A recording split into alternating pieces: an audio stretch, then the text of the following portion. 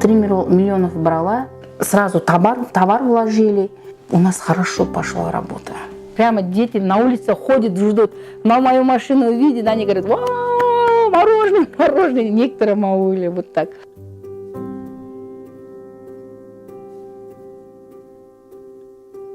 Как мы с мужем поженились, потом мы работали.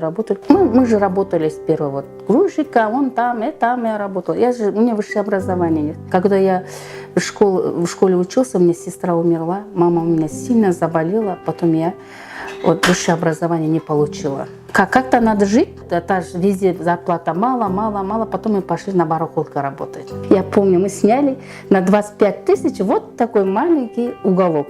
А денег у меня нет уже. В то время ни у кого не было, никто друг друга не занимал. Все кредит брали. 150 тысяч я брала. Как я радовался на 150 тысяч, да?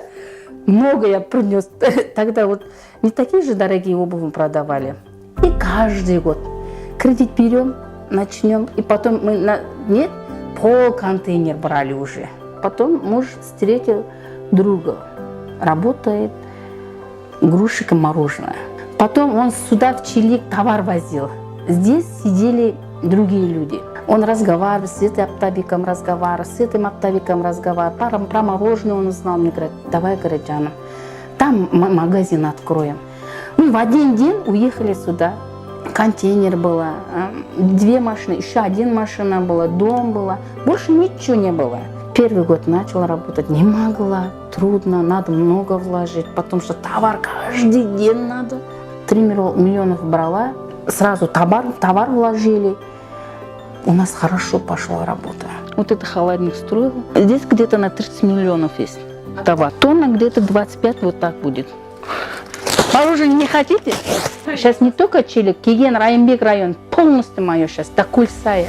Раньше я там только стаканчик продавала, а сейчас только я там дорогие мороженое продаю. Я каждый день работаю. Вчера, например, ездили в Джалангаш. Сейчас поеду после обеда Нурлы, Сугеты.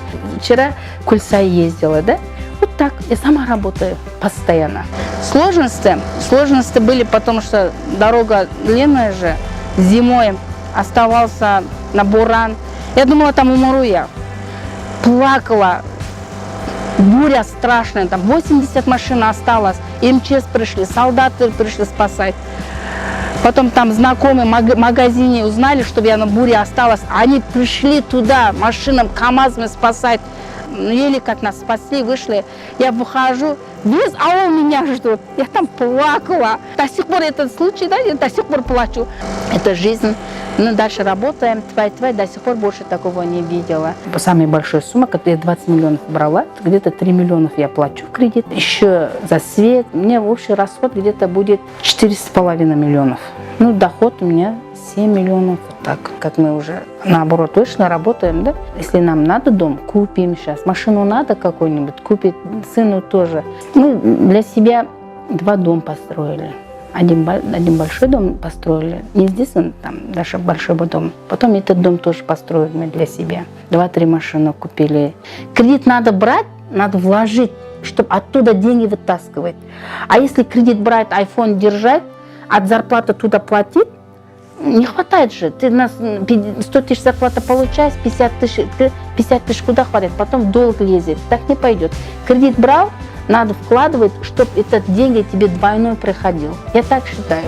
Я детям не разрешаю телефон брать, этот брать. А мы берем, сразу вкладываем, оттуда мы вытаскиваем. И проценты, и доходы. Нам то, что надо. В будущем мне надо большой склад еще хочу. Потому что район в этом году, мне желание маловодный до города получать. Если в этом году план, как же так же все хорошо будет, тебе точно дадим это маловодное.